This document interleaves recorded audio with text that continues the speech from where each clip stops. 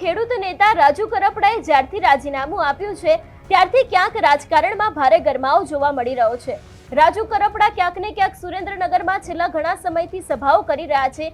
એવામાં હવે તેમના ગઢની અંદર આમ આદમી પાર્ટીની પણ સભા થવાની છે, જેમાં ખેડૂત નેતા તરીકે પ્રવીણ રામ આવવાના છે। આ વિષયને લઈને વિગતે વાત કરીએ અને આજની આ સભાથી રાજકારણમાં કયો બદલાવ આવી શકે છે, રાજકારણમાં કોઈ ઉથલપાથલ થશે કે કેમ, તેના વિશે પણ વિગતે વાત કરીએ। નમસ્કાર, હું હંસિની અને તમે જોઈ રહ્યા છો નિર્ભય ન્યૂઝ। રાજુ કરપડાના રાજીનામા બાદ આપણે જોયું હતું કે આમ આદમી પાર્ટીના અંદરો અંદરના ડખા સામે આવ્યા હતા। એક તરફ એવું પણ કહેવામાં આવ્યું હતું કે ગોપાલ ઇટાલિયા સહિત જે પ્રદેશના બીજા નેતાઓ છે એ લોકોને કારણે આમ આદમી પાર્ટી ક્યારે ઊંચી નહીં આવે, અને અત્યારે હાલ આજ આમ આદમી પાર્ટી દ્વારા પરિવર્તન લાવો કિસાન બચાવો એવી એક સભાનું આયોજન કરવામાં આવી રહ્યું છે। ઘણા બધા વિસ્તારોમાંથી આ સભા કરવામાં આવી રહી છે, જે આખી યાત્રા છે એ પણ કરવામાં આવી રહી છે અને હવે આ યાત્રા આજે સાંજે ક્યાંક સુરેન્દ્રનગર પહોંચવાની છે, એટલે કે રાજુ કરપડાનો જે ગઢ ગણાય છે એની અંદર આમ આદમી પાર્ટી છે તે પોતાની સભા કરવાની છે।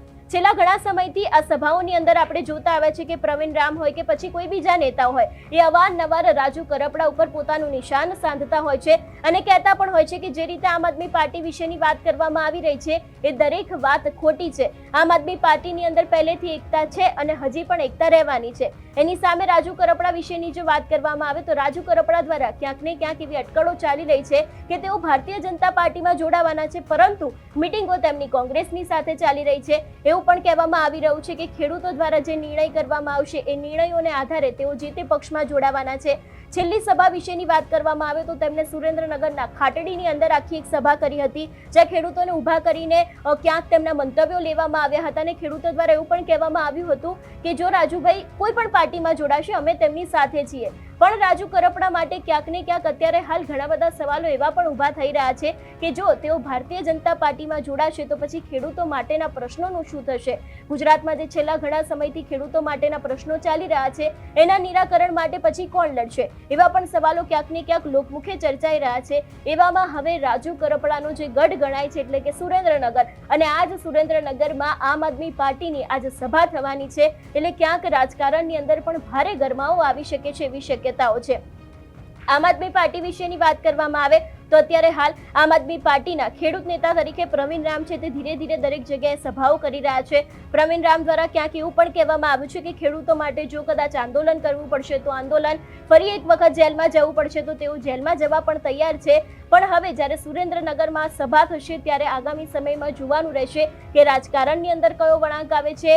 પ્રવીણ રામ દ્વારા રાજુ કરપડાને લઈને કોઈ વાત કરવામાં આવશે કે કેમ, કારણ કે એક સમયે જે જેલમાં બંને નેતાઓ જોડે ગયા હતા એ બંને નેતાઓ દ્વારા જ આ સમગ્ર મામલે એટલે કે બોટાદનો જે કડદાકાંડ હતો એ જ મામલે આખું આંદોલન કરવામાં આવ્યું હતું। એ બાદ બંનેની ધરપકડ થઈ હતી, એક સાથે જેલની બહાર પણ આવ્યા હતા અને એ જ નેતા હવે જ્યારે આમને સામને આવી ગયા છે, કારણ કે બંને એકબીજા ઉપર ઘણી બધી વખત આક્ષેપો કરતા હોય છે, ત્યારે હવે જ્યારે એમના જ ગઢની અંદર આમ આદમી પાર્ટી આવી રહી છે ત્યારે પણ ચોક્કસ કોઈક મોટી નવાજૂની થઈ શકે છે એવી શક્યતાઓ લાગી રહી છે।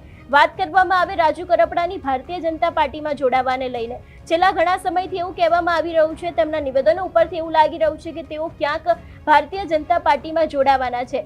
અને હમણાં જ્યારે તેમના દ્વારા ખાટડીની અંદર સભા કરવામાં આવી હતી ત્યારે પણ એવું કહેવામાં આવ્યું હતું કે ખેડૂતોના જે સિંચાઈના પ્રશ્નો છે તેના સિવાય જે બીજા પ્રશ્નો છે જો તેનું નિરાકરણ આવી જશે તો હું સત્તાની સાથે એટલે કે ભાજપમાં જોડાઈ જવા માટે તૈયાર છું। બાકી મારી પાસે કોંગ્રેસનું એક પ્લેટફોર્મ છે એ પણ સારું છે, બાકી જો ભારતીય જનતા પાર્ટી અને કોંગ્રેસ બંને ખેડૂતો માટે નહીં લડે તો હું પછી મારી પોતાની રીતે એટલે કે કોઈ પણ પક્ષ વગર તે ખેડૂતો માટે લડવા તૈયાર છે, એવી પણ વાત રાજુ કરપડા દ્વારા કરવામાં આવી હતી। એટલે ખાસ કરીને આજના દિવસે એ જોવાનું રહેશે કે રાજુ કરપડાના ગઢની અંદર જ્યારે પ્રવીણ રામ સભા કરવા જઈ રહ્યા છે, આખી આમ આદમી પાર્ટીની જે ટીમ છે એમના દ્વારા ખેડૂતોને લઈને સભા કરવામાં આવી રહી છે, ત્યારે ક્યાંક આ વાત રાજુ કરપડાનું ટેન્શન છે તે પણ વધારી શકે છે, કારણ કે રાજુ કરપડાની સભામાં જે રીતની ભીડ જોવા મળી હતી, અત્યારે હાલ આમ આદમી પાર્ટીના નેતાઓ દ્વારા જે સભાઓ કરવામાં આવી રહી છે તેમાં જે ભીડ જોવા મળી રહી છે તો ક્યાંક આ ભીડ પણ રાજુ કરપડાનું ટેન્શન છે તે વધારી શકે છે। તમારું શું માનવું છે આ વિષયને લઈને અમને કમેન્ટ કરીને ચોક્કસ જણાવજો। તેની સાથે અમારી ચેનલ નિર્ભય ન્યૂઝને લાઇક, શેર અને સબસ્ક્રાઇબ કરવાનું ભૂલશો નહીં। નમસ્કાર।